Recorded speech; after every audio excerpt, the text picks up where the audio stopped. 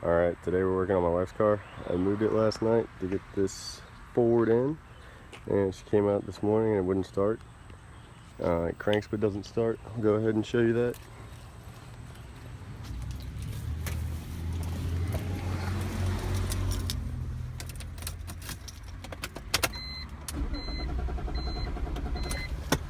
We watch the crankshaft position sensor via the RPM gauge. Back out.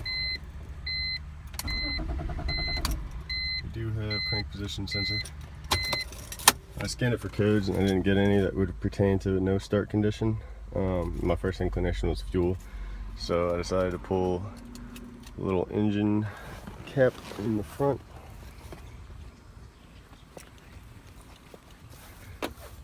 To get to the fuel rail. If you depress the Schrader valve up here,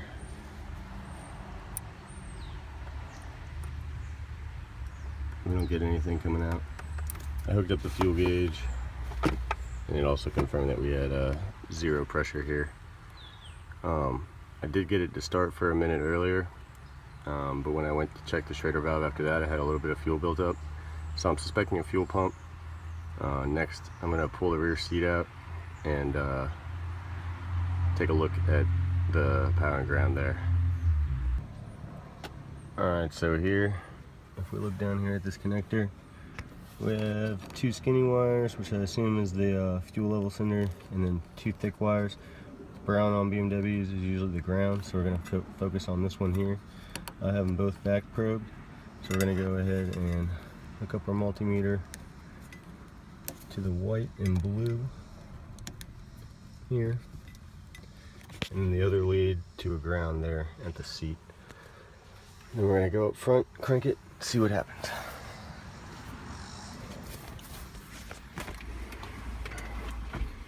Alright, so if I cycle the key on, see we get a jump, and it goes back off.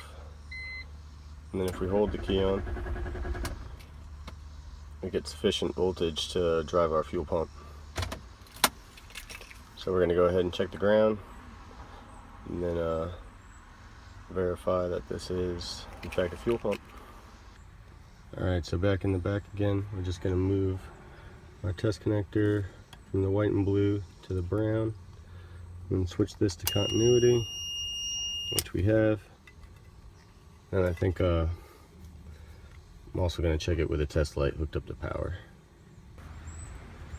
Alright, so it's a little riggy. We're going from battery positive to the test light, and then from the test light to this, and we're just going to hook that up to this ground now that I've unplugged it. And it lights up super bright.